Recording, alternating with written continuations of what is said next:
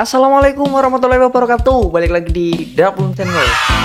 Oke, di video kali ini saya akan mereaction lagi ceramah dari beliau Ustadz Dasar Latif. Kemarin sudah komedi, sekarang kita ke religi ya. Jadi biar balance, komedinya ada, religinya ada. Sekarang kita masuk ke nuansa religi. Tenang aja, religinya juga komedi. Jadi dapat deh dua-duanya. Seperti biasa, buat kalian yang sudah subscribe, terima kasih. Buat yang belum subscribe, silahkan subscribe dulu channel ini biar kalian gak ketinggalan info. Jangan lupa juga nyalakan lonceng notifikasinya. Oke, tidak usah banyak basa-basi teman-temanku, langsung saja kita masuk ke dalam videonya.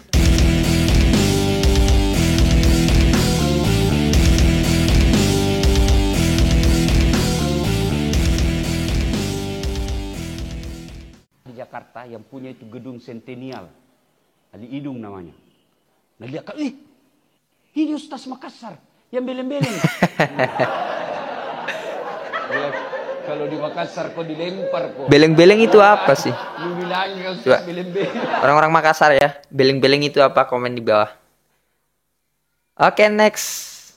Kalian pikir kalau kau cowok berpakaian ketat-ketat nggak berdosa? Dosa juga. Oh, dosa juga teman-teman. Yang kami mencengkelkan itu yang gendut. Masuklah dia di masjid pakai kaos oblong. Begitu dia ruku, Iya paham. mulai mencemaskan. Sujud, ada celana. Beleng-beleng. Beleng-beleng. Oke, saya paham. Jadi ya kalau cowok pakai pakaian ketat itu, apalagi yang badannya emang isi ya, berisi. Biasanya itu ini belahan belakang itu kelihatan kalau ruku, apalagi kalau sujud makin kelihatan. Jadi cowok juga jangan berpakaian ketat lah, langkah baiknya gitu. Oke, next. Bagaimana mau poligami kau takut sama istri? Wey. Masa ada laki-laki sini takut sama istri? Ada? Berhenti kau jadi laki-laki. Ada laki-laki takut sama istri. Gaji kita semua diambil, dicicilkan rumah, dicicilkan mobil, biar Rexonanya kita juga belikan. Masa kita takut sama istri? Cerita itu. Berhenti kau takut sama istri. Berhenti, guys. Nah, bila orang berarti Ustaz tidak takut sama istri.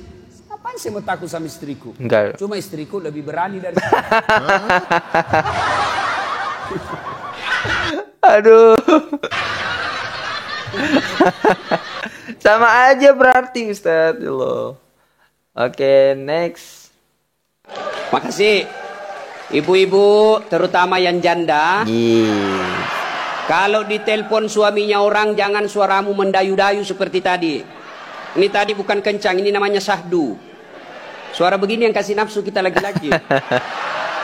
Assalamualaikum ibu. Waalaikumsalam. Bagaimana suaminya orang tidak tergoda? Lagi di mana ibu? Di rumah aja pak. Coba dong yang keras. Assalamualaikum. Waalaikumsalam. Lagi di mana ibu? Di rumah. Lagi ngapain? Apa kau tanya-tanya? Oh, enggak, diteleponnya lagi kau besok. Ini Waalaikumsalam. Caleda. Wih, ada juga Bugis di sini. Wih, banyak boleh lagi. tahan ini bubuhan Bugis. Saya ke Banjarmasin banyak orang Bugis. Saya pergi Kota Baru banyak orang Bugis. Saya pergi Pagatan, bahasa Bugis orang di sana. Begitu saya masuk penjara banyak juga orang Bugis. Bugis di mana-mana ya, Masya Allah Ustaz.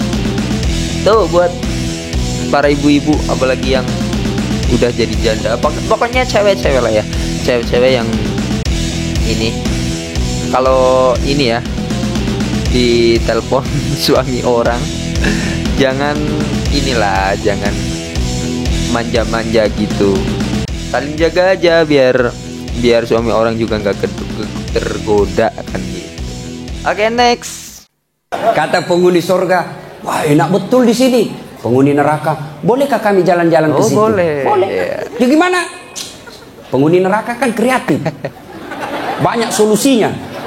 Gimana? Sudahlah, tidak usah cemas. Kami bikin jembatan dari sorga, kamu juga bikin jembatan dari neraka. Kita ketemu di tengah. Setuju? Setuju. Lelang proyek. Asik. Lalu dia bilang, hari pertama proyek dari neraka selesai 50%. Hari kedua selesai 70%. Hari ketiga tuntas, efektif dan efisien. Selesai proyek. Sampai di tengah dilihat-lihat di proyek dari surga. Kenapa belum mulai-mulai? Dia teriak lah, ini dari neraka. Mas bro, kenapa kau belum mulai proyekmu? Kami sudah sampai di tengah sesuai perjanjian. Kenapa kau belum mulai? Kata penghuni dari surga, bagaimana mau dimulai? Pemborong, kontraktor, pengawas, panitia, ada semua di situ. Jadi masuk neraka semua, pemborong, kontraktor, semuanya ada di neraka ya. Jadi yang dari surga nggak bisa bangun proyek jembatannya.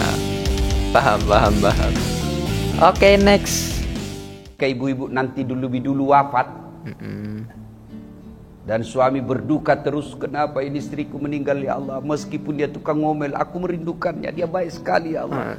Itu ibu dirindukan surga. Masya Allah. Tapi kalau sebaliknya, begitu ibu meninggal, suami masuk kamar berteriak merdeka. Ciri-ciri itu, Bu. Ketika ibu-ibu Ciri-ciri nggak dirindukan. ada jamaah saya di Makassar, dia bilang, Ustaz, betulkah itu satu laki-laki nanti di surga 7 bidadari? Iya, Bu. Iya, betul. Jadi suamiku nanti 7 bidadarinya. Iya. Kalau dia masuk surga. Saya bilang, Ustaz, bolehkah saya berdoa? Apa mau berdoa, Ibu? Ya Allah, tidak perlu kau berikan suamiku bidadari, cukuplah aku bidadarinya dunia sampai di akhirat ya Allah. Saya bilang, sini kau, Bu. Kau sudah siksa suamimu di dunia, kau mau lanjut lagi di akhirat? Beleng ini. Ya Allah, jadi suami udah menderita di dunia ceritanya, guys. Terus istrinya berdoa pengen bersama selamanya dunia akhirat. Aduh. Oke, next. Saya punya pengalaman ini Pak, waktu saya kecil di kampung. SMP saya waktu itu. Sholat asar. Lama sekali imam sujud. Kenapa lama betul ini imam sujud? Ada apa ini? Tiba-tiba ada kawan saya nakal, diangkat kepalanya. Wih, hilang imam. Ternyata yang ditunggu sudah keluar. Dia keluar dari pintu samping. Kacau sholat. Kacau. Selesai sholat ditanya, Pak Imam, kenapa kau tinggalkan kami? Dia bilang, saya kentut nak. Pak Imam, lain kali kalau kentut kasih bangkit dulu kepala supaya kami lihat kau keluar. Dia bilang, saya sengaja, malu saya kau lihat. Kacau sholat. Siapa yang salah? Imam. Siapa salah? Siapa salah? Imam. Makanya hati-hati milih imam. Hati-hati milih imam. Ya, ada lagi kejadian ini waktu saya kuliah KKN. Belum jadi ustadz saya waktu itu. Wih, ada kawan saya dia pakai baju gamis. Wah, saya bilang pasti anak pesantren. Jadilah imam dia. Saya di belakang dua anak fakultas sastra. Begitu dia baca Al-Fatihah masih aman. Dia baca Al-Kafirun dalam hatiku, cari penyakit. Bener, dia baca enggak mau sampai. Wala antum abiduna ma a'bud wala ana abidu ma abattum wala antum abiduna ma a'bud wala ana abidu ma wala antum tak putar. Temanku jengkel ini ada sastra, dia bilang, kenapa itu tak putar-putar? Lah sudah ini juga saya pikir. Kacau sholat. Astagfirullah. Asik banget pengajian kalau kayak gini, ilmunya gampang masuk ya. Jadi kesimpulannya hati-hati pilih imam. Terus yang mungkin ilmunya belum ada amat ya, berarti jangan berani-berani jadi imam kayak gitu. Mungkin kesimpulannya gitu. Tapi kalau mungkin nggak ada, sudah harus dia yang jadi imam, nggak ada orang misalkan, daripada nggak sholat ya kan, jadi mungkin bisa. Oke, next. Cerita tidak tahu benar atau tidak. Anak pesantren Quran pulang dites hafalannya. Kau jadi imam nak? Bacalah itu bacaannya. Panjang betul. Hanya dia yang hafal. Tiba-tiba lagi dia baca, jatuh cicak. Kena kepalanya. Kaget, stres, hilang hafalannya. Dia tidak tahu sambungannya. Apa sambungannya ini? Hening, tidak ada yang nyambung. Hening satu masjid, Pak. Diam semua. Tiba-tiba imam bilang, tolong sambung di belakang. Dia bilang yang di belakang, saya juga tidak tahu.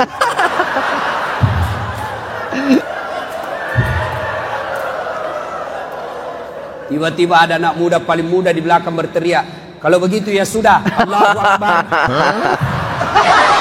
Kacau. Ini ada cerita. Aduh, kacau sholat kalau gitu, kacau sholat. Jadi kesimpulannya apa ya? Kalau jadi imam tuh pilih bacaan yang familiar aja, yang banyak makmum ngerti ya. Jangan panjang-panjang, terus jangan surat yang makmum gak ngerti kan. Jadi kalau imam lupa nggak ada yang nyambung juga. Kayak gitu mungkin kesimpulannya ya. Jangan sombong. Coba lihat orang puasa Pak. Baru jam 3 loyo Pak. Baru beberapa jam tidak makan sudah loyo. Ada temanku kuat pitus Pak, yang besar-besar badannya. Hari kedua masih bertahan. Hari ketiga jam 12 capek dia tahan. Capek dia tahan asan Pak. Dia tunggu jam 11 ndak asan-asan, dia masuk kamar dia asan sendiri. Nunggu azan gak azan jadi itu masuk kamar azan sendiri. Oke. Sampai di sini dulu guys di konten kali ini ya. Kalau rame lanjut lagi part-part berikutnya ya. Terima kasih buat kalian semua yang sudah subscribe ya. Terima kasih banyak. Buat yang belum subscribe silahkan subscribe. Jangan gak subscribe ya. Jangan lupa juga nyalakan lonceng notifikasinya biar kalian gak ketinggalan info kalau saya upload video baru. Terima kasih. Wassalamualaikum warahmatullahi wabarakatuh. Asal jangan sampai lupa akhirat.